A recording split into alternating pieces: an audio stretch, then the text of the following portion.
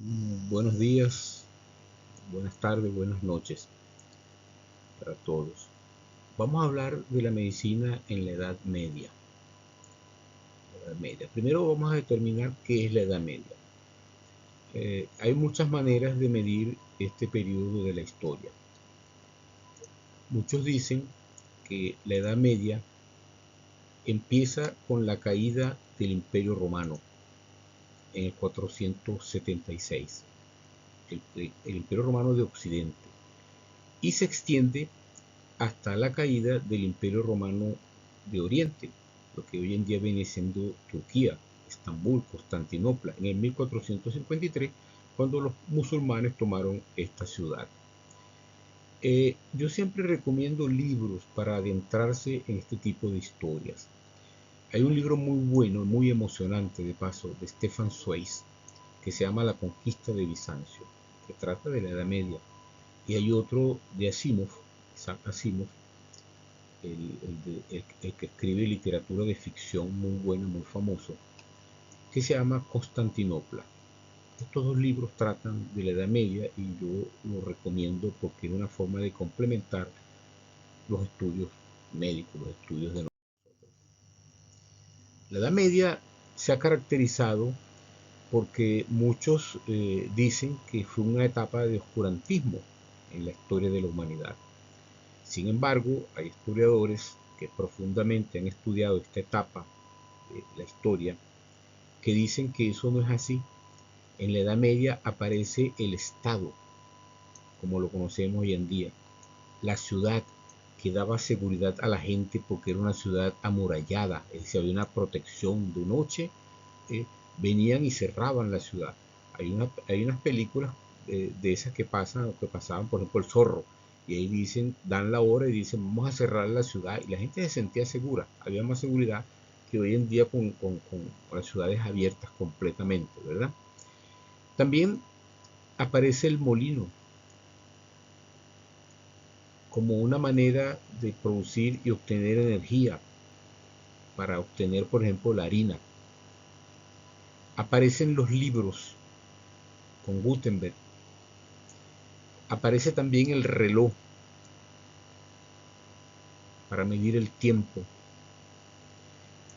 Y bien, ¿por qué se dice que es de oscurantismo? Bueno, porque la Inquisición a todo aquel que adversaba a la iglesia era mandado a la hoguera, es decir, por sus ideas eran simplemente, vamos a decirlo, asesinados, eran llevados a la hoguera. Pero también la Edad Media nos dio los cubiertos. Antes la gente comía con las manos, los platos, antes la gente comía como le daba la gana, y las sábanas para cubrirse y dormir en camas. Porque antes la gente simplemente echaba un pajón, bastante paja, a un sitio y ahí se acostaba, con todas las enfermedades que podían provenir por los insectos que podían estar allí, ¿verdad?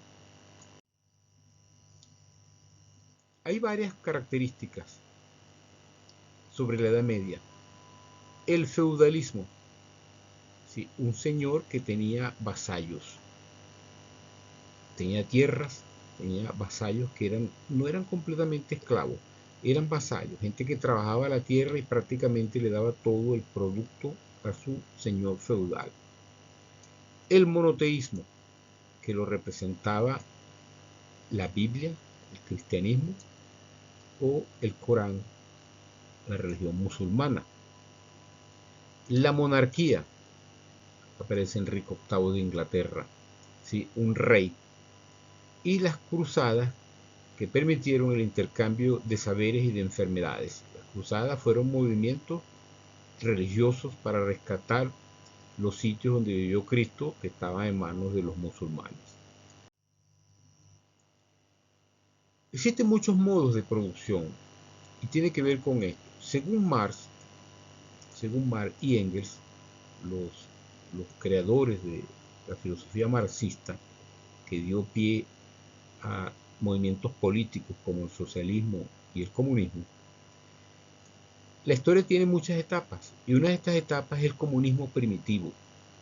El comunismo primitivo eran sociedades que todo lo compartían, trabajaban juntos, eran colectivos en la prehistoria. Después viene una sociedad esclavista. Supuestamente alguien se apoderó de la tierra, empezó a producir y sometió a otros hombres para que esta producción, para apropiarse de esta producción.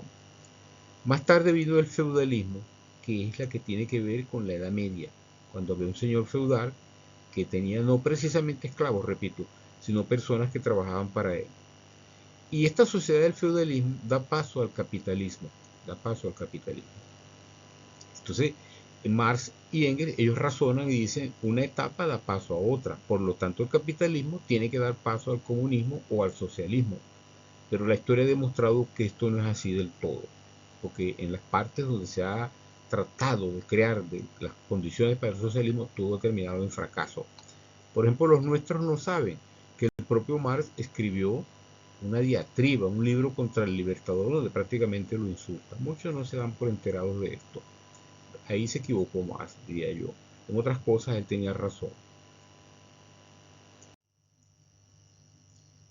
Eh, la literatura, los escritos, la historia, nosotros podemos conocerlas a través del cine. El cine nos enseña mucho. Si queremos conocer cómo eran aquellos tiempos de la Edad Media, yo les recomiendo la película Corazón Valiente, donde se habla de la vida de William Wallace. William Wallace. Y esta película con Mel Gibson que está aquí, Mel Gibson, es muy hermosa y nos transmite muchos conocimientos. Repito, los libros tienen un sustituto, el cine, el buen cine. Una cosa que les quiero hablar sobre la Edad Media es que la religión cristiana tiene mucha importancia. La manera como Cristo atendía a los enfermos, independientemente de sus condiciones, se reflejó más tarde en la invención de los hospitales, donde se le daba acogida a todos los pacientes. ¿Y por qué? ¿Cómo se explican estas curaciones de Jesús? Se explican por una ciencia médica que conocemos hoy en día que se llama psiconeuroendocrinoinmunología, donde se combina la mente, las emociones de la mente, el sistema endocrino, el sistema nervioso y el sistema inmune. Esto explica por qué los brujos tenían éxito con los pacientes.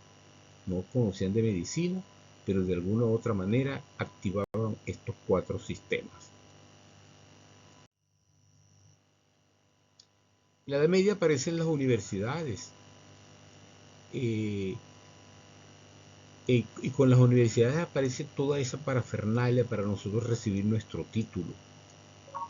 Incluso aparece el himno universitario, el cual va a ser entonado el día que ustedes reciban su título. Entre algunas cosas se dice, alegrémonos pues mientras seamos jóvenes, tras la divertida juventud, tras la incómoda vejez, nos recibirá la tierra. ¿Dónde están los que antes que nosotros pasaron por el mundo? Aristóteles decía que en la poesía, y esto es poesía, hay más verdad que en la historia. Quiero colocarle a ustedes el himno, vamos a ver si lo ubico aquí. Ahí está el himno, ese hermoso himno con el cual ustedes van a recibir su título.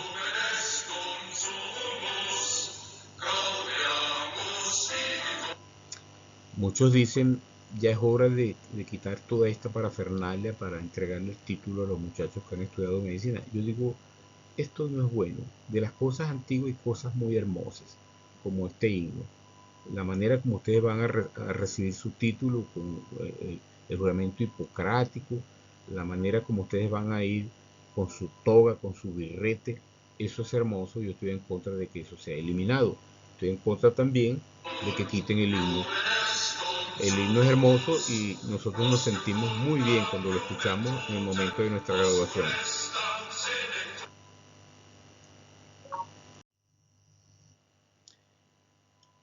En la Edad Media aparece por primera vez una escuela médica, la escuela de Salerno, en el siglo IX en Italia, en el siglo IX. El régimen Sanitis Salernitarum era el libro por el cual estudiaban los estudiantes de aquella época.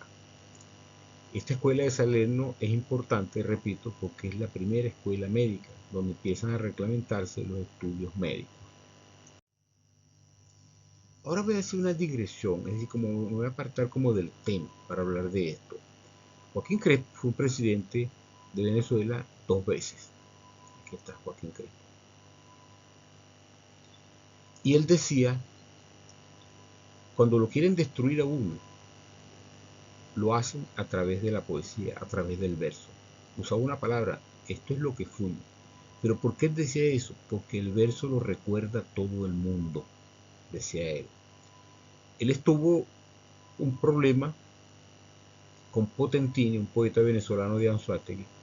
Estuvo preso y el poeta Potentini le escribió un verso que todos recordaban porque a Joaquín Crespo le decían el héroe del deber cumplido. Y Potentini escribió este cuarteto. Héroe del deber cumplido es un título profundo. Héroe de pagar no has sido. Quien no sabe que te has ido debiéndole a todo el mundo. Ese es el verso. Es rimado y se puede aprender fácilmente. Y ya le voy a explicar por qué estoy hablando de esto. Porque en la escuela de Salerno tenías que estudiar con versos para que todo se te quedara en la memoria. Aquí están estos versos didácticos. Vida honesta y arreglada, usar de pocos remedios. La polifarmacia, hay médicos que les gusta mandar un montón de remedios y aquí están diciendo usar de pocos remedios. Y poner todos los medios de no apurarse por nada, es decir, el tiempo. La comida moderada, de las dietas estamos hablando hoy en día mucho. Ejercicio y diversión, se recomiendan las caminatas, los ejercicios, el gimnasio. Salir del campo algún rato, aire fresco. Poco encierro, mucho trato. Estar en medio de la sociedad, no estar todo el tiempo metido en el cuarto. Y continua ocupación, el trabajo, la terapia del trabajo. Repitamos, vida honesta y arreglada, usar de pocos remedios y poner todos los medios de no apurarse por nada. La comida moderada, ejercicio y diversión, salir al campo algún rato, poco encierro, mucho trato y continua ocupación. Precisamente uno de los puntos que se toca en este verso de la escuela de Salerno es el tiempo, que un médico, Larry 12, lo ha catalogado como que el tiempo es una enfermedad, apurándose por todo. Cuando estamos jóvenes nos apuramos por todo y después que estamos viejos nos damos cuenta que nos apuramos por nada. Yo termino esta exposición citando a un gran médico que fue escritor, médico ruso, Anton Chekhov, que él decía lo siguiente: la profesión médica es una proeza que exige abnegación, pureza del alma y de las ideas. Recuerden estas palabras de Anton Chekhov, médico ruso. Hasta luego, nos vemos en la próxima.